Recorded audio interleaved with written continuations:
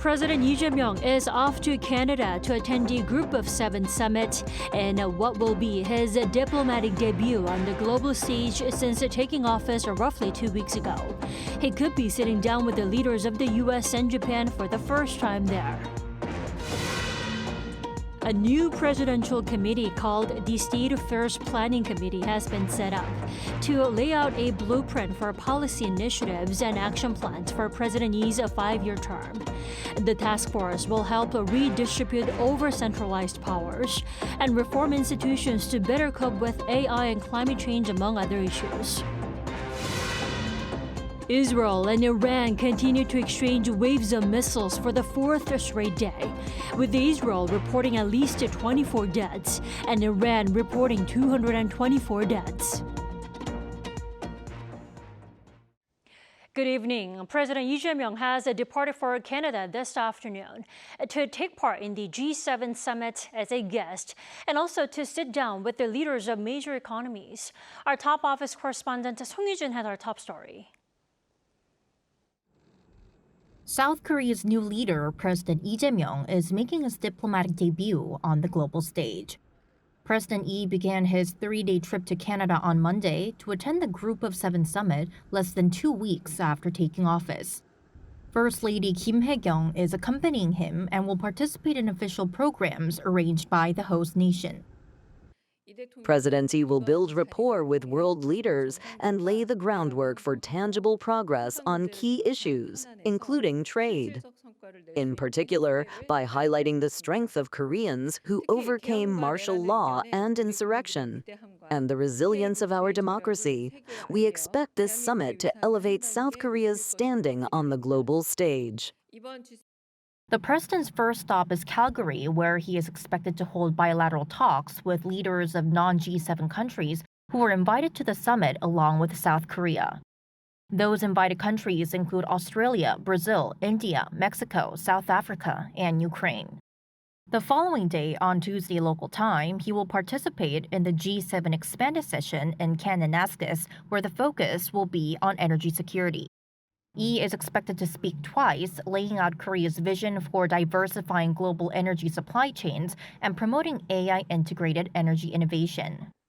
Bilateral meetings are also being arranged with G7 members. Attention is on whether Lee will hold talks with U.S. President Donald Trump and Japanese Prime Minister Shigeru Ishiba at a time when the July deadline for the Trump administration's reciprocal tariffs is approaching, while Seoul and Tokyo mark 60 years of normalized diplomatic ties this Sunday. Through bilateral talks, we'll have an opportunity to strengthen friendly cooperation with major countries in terms of our national interest and pragmatic diplomacy. We will also make progress in discussing pending issues such as trade. This year's G7 summit, marking its 50th anniversary, will take place on Monday and Tuesday in Canada. President Lee is expected to conclude his schedule and return to South Korea late on Wednesday. Song Yujin, Arirang News. A presidential advisory body has been set up to set out the groundwork for the new administration's broad agenda over its 5-year term. Our political correspondent Moon Hae-ryun has the details. A new presidential committee has been launched to chart the policy direction and initiatives of the Lee Jae-myung administration over its 5-year term. Dubbed the State Affairs Planning Committee, the 55-member body held its first session on Monday, where its chairperson Lee Han-ju spoke of the committee's goals. We'll need to recalculate the financial plans for our pledges, determine their priorities, organize the necessary legislative measures, and draft a 5-year roadmap for their implementation. Aside from setting policy priorities, a key mission for this committee within its 60-day mandate is to propose a plan for government restructuring, making it more efficient and responsive. The chairperson stressed the need for decentralization of authority, administrative efficiency to support South Korea in becoming a global leader in artificial intelligence, and institutional reform to better address the climate crisis. He also called for comprehensive reforms in areas such as long-term tax and fiscal policy. While short-term priorities will be implemented swiftly, he added, long-term goals like climate action will be pursued through detailed annual plans. The committee, effectively serving as a transitional body, was formed as President Lee assumed office without a formal transition process. Special task forces will address balanced regional development, government restructuring and tax reform, while 7 subcommittees will oversee policy planning in areas such as the economy, social affairs, governance and foreign affairs. In the coming days, the committee will receive policy briefings from each ministry as the first step in assessing the current situation. A final report summarizing the committee's work is to be published within 30 days of the end of its mandate.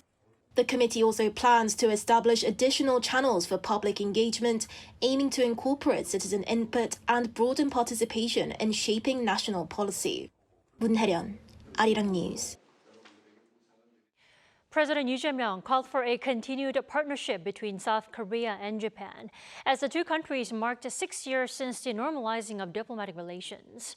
On Monday, the Japanese embassy in Seoul held a reception to celebrate the milestone with a video message from the South Korean leader, who could not attend in person due to his trip to Canada for the G7 summit. He emphasized the remarkable progress made by Korea and Japan over the past 60 years in various fields, such as economics, culture, and people-to-people exchanges. He said that the two nations were important partners that must jointly address the rapidly changing international environment, calling on both to move hand in hand toward a better future, the official slogan for the 60th anniversary. The Korean embassy over in Tokyo will also host a reception on Thursday, which Japanese Prime Minister Shigeru Ishiba is expected to attend personally. The two countries signed the 1965 Treaty on Basic Relations, 20 years after South Korea was liberated from Japan's colonial rule when the imperial power was surrendered, ending World War II. And the South Korean government is stepping up its efforts to discourage some activist groups from launching leaflets into North Korea, citing ongoing safety concerns over the border. Our correspondent Kim Jung-sil has more. Seoul's Ministry of Unification says it is now coordinating with other government agencies to curb cross-border leaflet launches. The move follows President Lee Jae-myung's directive over the weekend to prepare a coordinated response, citing safety concerns for residents near the border. At today's meeting, we plan to discuss a comprehensive government response to the leaflet launches, including both preventative measures and post-incident penalties as directed by the President. Since South Korea's constitutional court struck down the leaflet ban in 2023, citing freedom of speech, leaflet launches have continued in a legal gray zone. Launches have come from a number of activist groups, including defector-led organizations and, more recently, families of South Korean abductees. The government, seeking to curb the launches, says existing aviation and safety laws can already be used to regulate the activity and that new enforcement guidelines may follow. Asked if that would violate the 2023 court ruling, the Unification Ministry said it would not. We believe that requesting a stop to the leaflet campaigns, considering the situation on the Korean peninsula and the safety of the public, does not violate the Constitutional Court's decision. The announcement came the same day families of abductees made a renewed public plea. We're not asking for their return. We just want to know if they're alive. If the president would meet with and offer comfort to the two mothers featured on these leaflets, I will stop sending them. The Unification Ministry says abductee issues were previously raised with the North during more than 10 rounds of Red Cross talks. With inter-Korean dialogue stalled, the ministry says it's keeping close contact with families and remains committed to listening. Kim Jung-sil, Arirang News. The People Power Party elected third-term lawmaker Song Han-seok as its new floor leader today. Song's priority as floor leader is to address calls for party reform and to resolve internal conflict amid the impeachment of former President Yoon Suk-yeol. Song announced change and renewal are necessary, and a return to the past is fundamentally wrong. Also Monday, acting leader and floor leader of the Democratic Party Kim Byung-gi was at the Seoul National Cemetery to pay his respects before presiding over his first Supreme Council meeting. Kim then sat down with National Assembly Speaker Won-sik.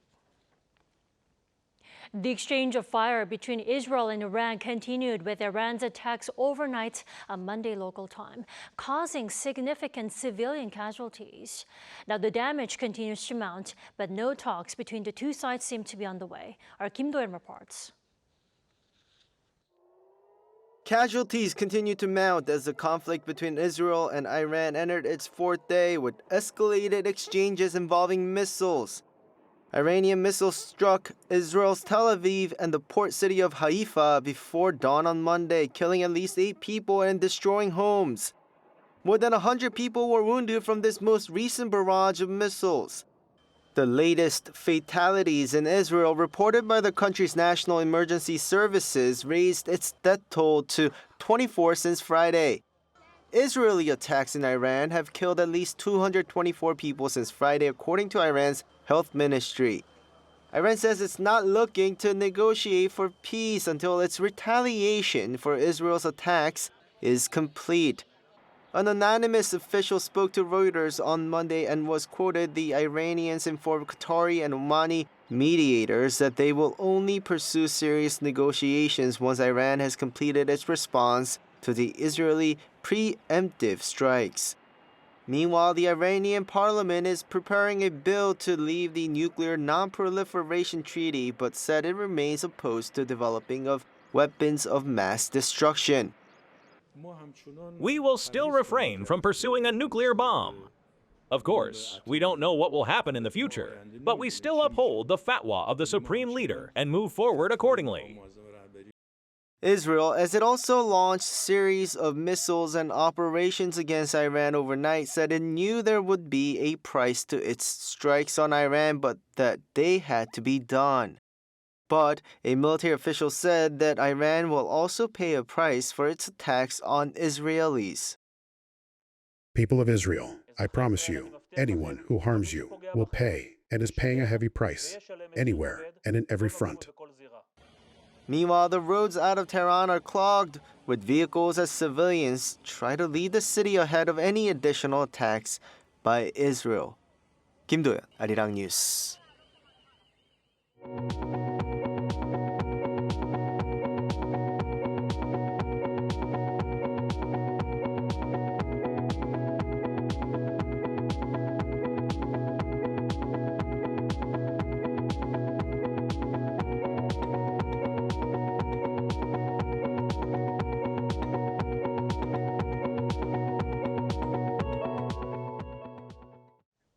Now, while most of us are still planning that someday trip, one Turkish traveler has already stamped her way through all 76 Korean heritage sites in just 2 months. Our Park Kyo-bin has her story. While most Koreans have barely scratched the surface of the country's rich heritage, one foreign traveler has gone the distance, visiting all 76 cultural treasures from Ganghwa Dolmen sites to the Musongse원 Confucian Academy in Cheonggup City. Aisha, a Korean language teacher from Turkey, began her journey in April at Suwon Hwasong Fortress and wrapped it up in just 2 months. When asked to name her favorite site, she said it was impossible to choose just one. I think you really have to break it down into categories. If we're talking about the most photogenic place, definitely Pocheon Art Valley. But if I had to pick somewhere that felt both very Korean and somehow exotic, I'd say Naksansa Temple. And when I went to Hwahue Village in Andong, I was honestly speechless. She also said the driving force to visit all the key Korean heritage sites was the stamps. The stamp is at the heart of the Korean Heritage Passport Tour, where participants receive a special passport and collect stamps at 76 designated sites across 10 themed routes. My husband first told me about the program, but the moment I got my very first stamp, I was like, wow, this feels amazing.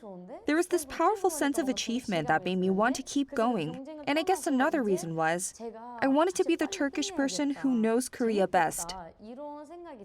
The Korean Heritage Passport Tour is part of the Visit Korean Heritage campaign, launched in 2020 by the Korea Heritage Agency and Korea Heritage Service. It is an immersive program designed to promote the beauty and value of Korea's national heritage. Since its official launch in May 2023, nearly 400 people have completed the full tour so far. We deliberately included lesser-known sites outside the Seoul metropolitan area. Since last year, interest has remained strong. So far, we've received around 260,000 applications, and we expect the number to hit 400,000 by the end of this year. As for Aisha, her Korean journey is far from over. In fact, it's only just begun. I'll travel Korea until the day I die, seriously. I'll keep going until there's not a single step in Korea I haven't walked. Right now, I'm planning to visit all the cities I haven't been to yet, or the ones I passed through too quickly. That's my goal for the next year. But it continues with a deep love for Korea. One step, one city, one story at a time. Park Hoo-bin, Arirang News. Before monsoon season officially hits us in just a matter of days here in South Korea, a summer festival in Gimpo is helping people beat the summer heat, blending water fun with music, culture, and eco-friendly experiences. Our Pyeon-Young was there. This summer is forecast to be hotter than usual. Heavy rainfall is expected to start in June. And what better way to make most of the sweltering heat and rain than water sports? Here at the Gimpo Aramarine Festival, visitors can kayak, slide down water slides, and splash the heat away. Following its roaring success over the past years, the Gimpo Aramarine Festival came back this year, this time running for 4 days. The festival centers on the theme of connecting water and the environment with culture. This year marks the 9th edition of the Gimpo Aramarine Festival. Our main programs include the Pori Race, various water leisure activities, and a yacht competition. We're doing our best to offer fun and exciting experiences not only for Gimpo residents, but for visitors from all over. Running from June 14th to 17th, the event offers more than just water sports. A dance competition and live performances by popular artists add to the energy and excitement. Visitors can also explore community partnership booths, offering hands-on experiences linked to water and sustainability. Oh, we heard there are lots of fun activities for kids to enjoy here, so we decided to come. At the carbon-neutral wooden play experience booth, children play with eco-friendly wooden toys while learning about carbon neutrality. And one charming star stole the show, the festival's duck mascot, Pori. Gimpo has a unique tradition of using ducks in rice farming to control pests, an eco-friendly practice that inspired the city's lovable duck mascot. On Sunday, the ducks made a splashy return in the annual rubber duck race, now with the brand new name, Pori Race. The name Pori is a playful blend of Gimpo and ori, the Korean word for duck, and was selected through a public naming contest. With rubber ducks raining from the sky, the Pori Race once again filled the city with smiles and laughter. According to officials, an estimated 80,000 visitors attended the festival over the weekend. Pyeon-Young, Arirang News. Next up is part 3 of our special series on the 60th anniversary of the normalization of Seoul-Tokyo relations. If it's been key content that's been driving the two countries' collaboration so far, now it's Korean flavors that are blending in to create a table of mixed culture with their Japanese counterparts. Here's our An Sung-jin with more. Where tradition meets taste. From the vibrant colors of 구절판 to heartwarming soul foods such as 된장찌개, the table is filled with Korean flavors. And alongside are similar Japanese dishes. The two countries, Korea and Japan, have come together through nothing more than food. Yoon Mi-wol and Masayasu Yoshihara, two renowned chefs in the Ginza area of Tokyo, have come together to explore collaboration within the realm of cuisine. So what we're seeing here is a merge of two cultures, Korean and Japanese, coming together through cuisine. Now, if we take a closer look at what the two chefs are doing, Chef Yoon Mi-wol here is making 된장찌개, while Chef Yoshihara is making miso soup. Both use the same ingredient of soybean paste, but with their own cultural twist. Whether it be the Korean pancake like pajeon and Japanese okonomiyaki, to Korea's mugwort pomuri and sujongwa desserts, and Japan's kuzukiri, the two East Asian countries find cultural crossovers with their fundamental dishes. To celebrate the 60th anniversary of the normalization of Korea-Japan relations, the two chefs have prepared dishes that shed light not only by their uniqueness, but also by their similarities. Over the decades, I've seen how Korean and Japanese food share common foundations. While the colors and ingredients might differ, the base is often the same. Among other countries, Japan is where Korean food finds the most resonance. It's been a long time since Korean food entered the country, and in the swarm of Korean barbecue joints and snack bistros, Chef Yoon has worked hard on rooting Korean food in Japan to show what traditional dishes look like. I've really worked hard on sharing Korean food in Japan. It's not about saying my food is good. It's about showing that Korean cuisine stands on its own. Though we still have some way to go, I feel like at least 60% of it has now taken root here. And for Yoshihara, he says that it was a chance to get to know more about Korean food. I know Japanese food very well, but Korean cuisine was new to me. Thanks to Chef Yoon, I've learned a lot while preparing these dishes. For Japanese people, it's easier to explore the flavors with more Korean restaurants opening. With Korean food offering a wide range of dishes, it isn't only about spreading awareness of traditions. Over time, it has gone through localization efforts as well. Chef Kang takes a creative approach to his Korean restaurant in the town of Nishiogi-kubo. In a country known for its subtle flavors and minimalism, he served dishes based on seasonal ingredients and tries to differentiate them from the cliché snacks of K-Town. I present unfamiliar Korean cuisine in a way that feels familiar to Japanese diners. The biggest similarity between the two is that since the seasons are similar, dishes can also resemble each other. A lot of people come here with an initial interest in Korean culture. And Kang's decades-long efforts have appealed to his customers and regulars. When thinking about Korean food, I usually imagine bulgogi or yakiniku. It's my first time here, but it felt very new and refreshing. I was glad to try this. The spicy and strong flavored food in Shin Okubo was all I thought of as Korean food. But here, I liked how it was different with their smaller dishes and formality. Whether it comes from the exposure to content or the flavorful dishes, Korean cuisine is evolving within Japan's culinary landscape. Korea and Japan already share much history and many cultural elements, and cuisine is not only a testament to this cultural intersection, it also reflects both tradition and adaptation. An Sung-jin, Arirang News, Tokyo.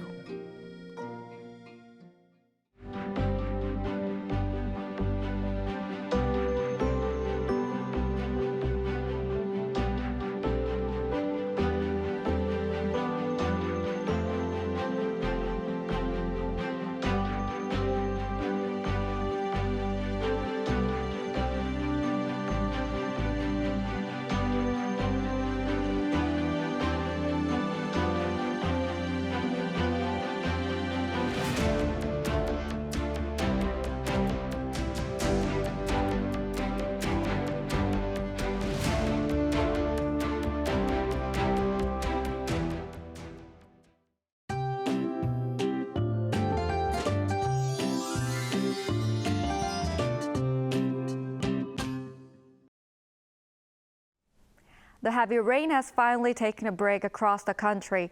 However, showers are expected in the inland areas tomorrow. There will be around 5 to 30 millimeters in Gangwon-do province and the southern regions. Those in areas that have already seen a lot of rain will need to be careful.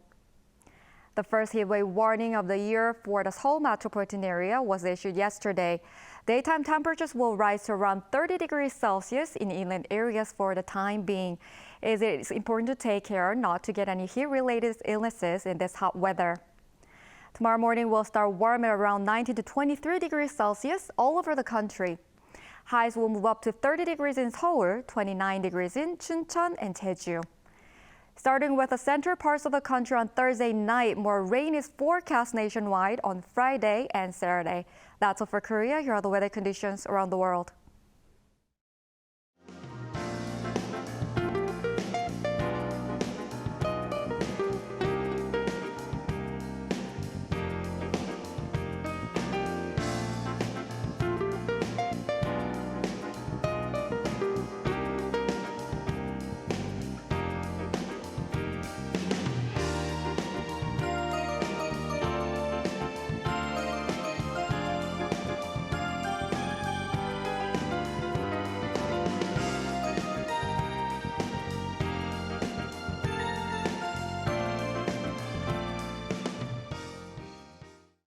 That is all we have for tonight. I'm Kim Dami. For all of us here at Arirang, thanks for watching and good night.